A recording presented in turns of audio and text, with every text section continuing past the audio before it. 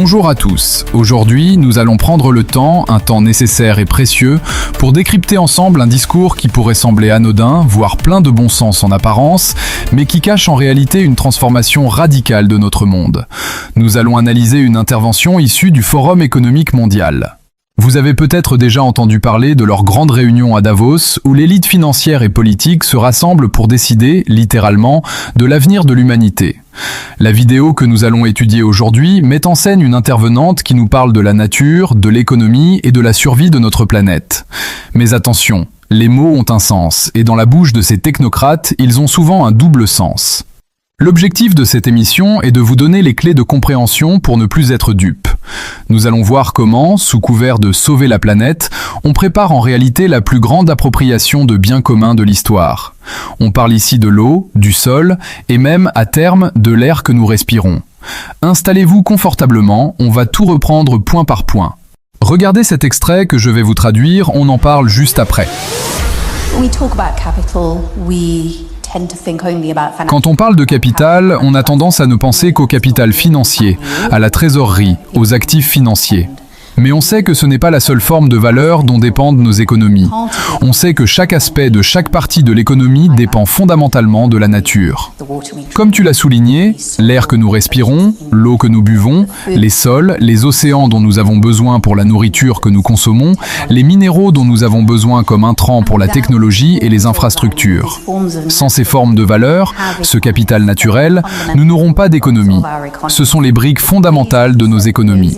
Mais les façons, comme tu l'as dit, dont nous avons fait croître nos économies, nos modèles de développement économique, ont été incroyablement efficaces pour la prospérité mondiale.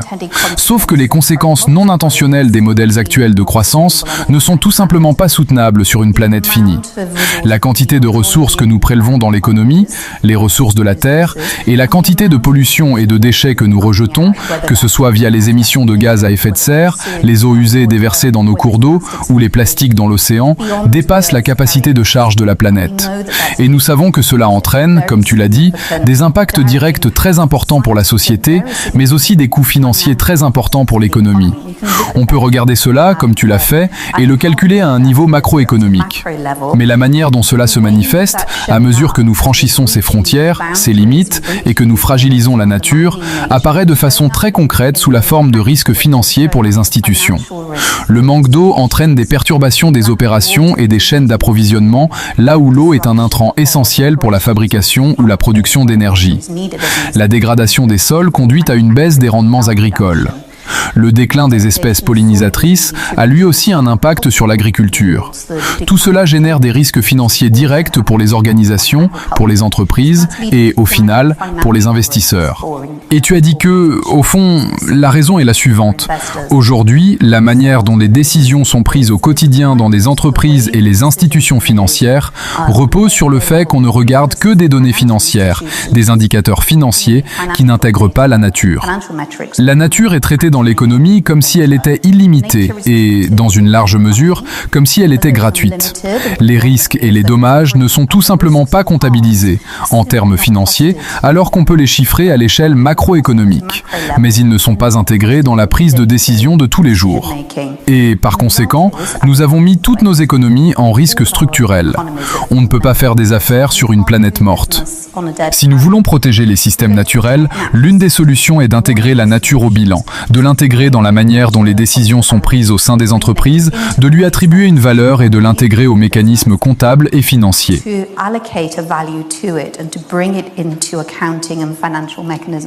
Commençons par le début du propos de l'intervenante. Elle nous dit « Quand nous parlons de capital, nous avons tendance à penser uniquement au capital financier, à l'argent, aux actifs financiers. » Jusque-là, c'est un constat que tout le monde peut partager. Effectivement, dans notre système actuel, tout tourne autour de l'argent. Mais elle ajoute immédiatement une nuance cruciale. Mais nous savons que ce n'est pas la seule valeur dont dépendent nos économies. C'est ici que le concept de capital naturel entre en jeu. Notez bien ce terme. Pour vous et moi, la nature, c'est une forêt où l'on se promène, c'est la rivière qui coule, c'est le vent dans les arbres. C'est le vivant, c'est sacré, c'est gratuit. Pour le Forum économique mondial, la nature est un capital. Et qu'est-ce qu'un capital dans le monde de la finance? C'est quelque chose qui doit produire un rendement, quelque chose que l'on possède, que l'on gère et que l'on peut potentiellement vendre. L'intervenante continue en listant ce dont nous dépendons. L'air que nous respirons, l'eau que nous buvons, le sol, les océans, les minéraux. Elle appelle cela les fondations de nos économies. C'est une vision purement utilitariste. La nature n'existe pas pour elle-même, elle n'existe que parce qu'elle sert de carburant à la machine économique. C'est une inversion totale de la logique du vivant. Prenons un exemple concret pour illustrer cette dérive. Imaginez votre propre jardin. Pour vous, c'est un lieu de détente, peut-être un endroit où vos enfants jouent. Pour un expert du WEF, ce jardin est un actif qui produit de l'oxygène, un service qui absorbe de l'eau, un autre service, et qui abrite des insectes, encore un service. Si on suit leur logique, ces services ont une valeur monétaire. Et s'ils ont une valeur, ils peuvent être taxés, régulés ou facturés. Ensuite, l'intervenante aborde le sujet de la croissance. Elle admet que les modèles de développement économique ont apporté de la prospérité, mais elle souligne les conséquences involontaires. Elle dit « La quantité de ressources que nous puisons et la quantité de pollution et de déchets que nous rejetons dépassent la capacité de charge de la Terre. » C'est le discours classique de la culpabilisation écologique. On utilise une vérité indéniable, la pollution et la surexploitation des ressources, pour justifier une prise de contrôle. Car qui est responsable de cette surexploitation? Est-ce le citoyen lambda qui essaie juste de vivre dignement, ou sont-ce les immenses multinationales représentées justement à ce forum économique? L'ironie est mordante. Les pyromanes se déguisent en pompiers pour nous vendre l'eau qu'ils ont eux-mêmes polluée. Elle parle ensuite des coûts financiers très importants pour l'économie. Observez bien ce glissement sémantique. On ne s'inquiète pas de la disparition des abeilles parce que c'est une tragédie pour la biodiversité, non. On s'inquiète parce que, je cite, « le déclin des espèces pollinisatrices a un impact sur l'agriculture, et donc sur les rendements financiers. Le souci n'est pas la vie, le souci est le profit des institutions. » Elle donne l'exemple du manque d'eau qui perturbe les chaînes d'approvisionnement, c'est là que le piège se referme. Si l'eau devient un risque pour le business, alors le business doit contrôler l'eau. Nous avons déjà vu cela avec des entreprises comme Nestlé ou Veolia dans certaines régions du monde, où l'accès à l'eau potable est privatisé. Ce que propose cette dame, c'est de généraliser ce modèle à l'ensemble des ressources naturelles. Arrivons maintenant au cœur du problème, la partie la plus révélatrice de son discours. Elle dit « La nature est traitée au sein de l'économie comme si elle était illimitée, et surtout, comme si elle était gratuite. » Retenez bien cette phrase, comme si elle était gratuite.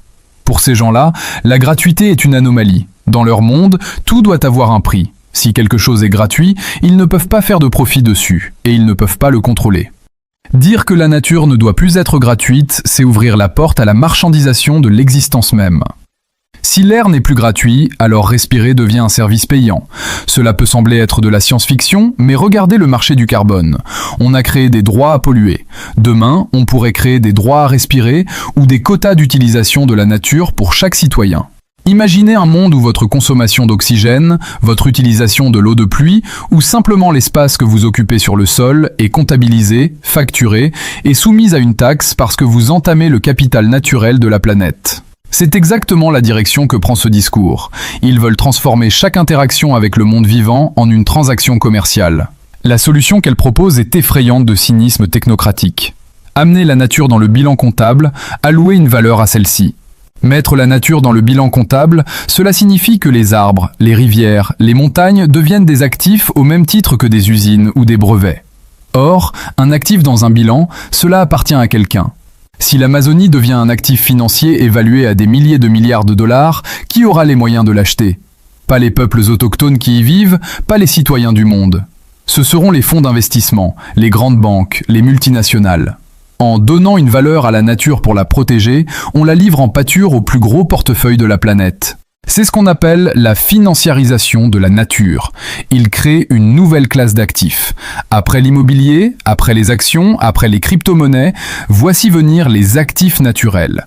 Ils pourront spéculer sur la sécheresse, parier sur la disparition d'une espèce ou acheter des droits sur l'air pur d'une région spécifique. C'est le capitalisme poussé à son paroxysme jusqu'à l'absurde et l'indécent. Prenons l'exemple des crédits carbone pour bien comprendre l'arnaque intellectuelle.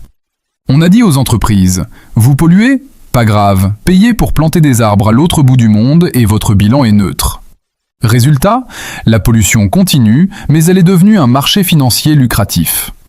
Appliquer cette logique à l'eau ou à la biodiversité ne sauvera pas la nature, cela ne fera que créer un nouveau marché pour les élites. L'intervenante conclut en disant « Nous ne pouvons pas faire des affaires sur une planète morte ». C'est vrai. Mais leur solution n'est pas de changer la façon de faire des affaires, c'est de transformer la planète entière en une immense entreprise dont ils seraient les actionnaires majoritaires. Ils ne veulent pas sauver la planète pour vous, ils veulent la sauver pour continuer à faire du business. Il faut comprendre que derrière ce langage lisse, poli et apparemment bienveillant, se cache une volonté de puissance absolue. Le WEF nous explique tranquillement que l'accès libre aux ressources vitales est une erreur du passé. La taxe sur la respiration, c'est l'aboutissement logique de cette pensée. Si l'air a une valeur comptable et que vous le consommez, vous avez une dette envers le propriétaire de cet air. Et qui sera le propriétaire ? Des entités supranationales, des consortiums privés, gérés par ceux-là même qui nous font la leçon aujourd'hui ? C'est un féodalisme moderne qui se dessine. Au Moyen-Âge, le serf payait le seigneur pour cultiver la terre. Demain, le citoyen pourrait payer des conglomérats pour avoir le droit d'exister dans un environnement géré durablement par la finance. Alors, que pouvons-nous faire face à cela ? D'abord, il faut refuser ce vocabulaire. Ne parlez jamais de capital naturel. La nature n'est pas un capital, c'est un patrimoine commun, un don, une condition de vie. Ensuite, il faut dénoncer cette hypocrisie qui consiste à confier les clés du poulailler aux renards. Ce ne sont pas les banquiers qui sauveront le climat, car leur logique est celle de l'accumulation, pas celle de l'équilibre. Il est vital de prendre conscience que ces projets avancent à petits pas. Aujourd'hui, on fait des rapports, des conférences. Demain, on met en place des normes comptables. Après-demain, ce sont des lois. Et un jour, vous recevrez une facture parce que votre empreinte écologique dépasse le quota autorisé. C'est ce monde-là qu'il prépare, sous couvert de vertu et de responsabilité.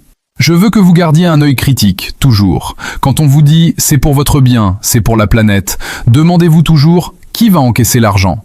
Qui va détenir le titre de propriété ?» Si la réponse est une banque ou un fonds d'investissement, alors fuyez. La véritable écologie, c'est le respect du vivant, pas sa mise en bourse. Nous arrivons au terme de cette analyse. J'espère que ce décryptage vous aura permis de voir au-delà des apparences et de comprendre la mécanique intellectuelle qui se met en place au sein de ces instances internationales. C'est un sujet complexe, mais il concerne notre liberté la plus fondamentale, celle de vivre sans avoir à payer de loyer pour notre simple existence biologique sur Terre. Si cette analyse vous a semblé pertinente, je vous invite vraiment à me dire ce que vous en pensez en commentaire. Est-ce que vous aussi, vous sentez venir cette marchandisation du vivant ? Votre avis est essentiel pour faire vivre le débat. Pensez surtout à vous abonner à la chaîne, à activer la petite cloche pour ne rien rater et à partager cette vidéo massivement autour de vous. C'est le seul moyen de contrer leur communication par l'éveil des consciences. Prenez soin de vous, la vérité dérange. À très vite pour une prochaine vidéo. Et n'oubliez jamais, tout ce qu'on vous raconte n'engage que vous.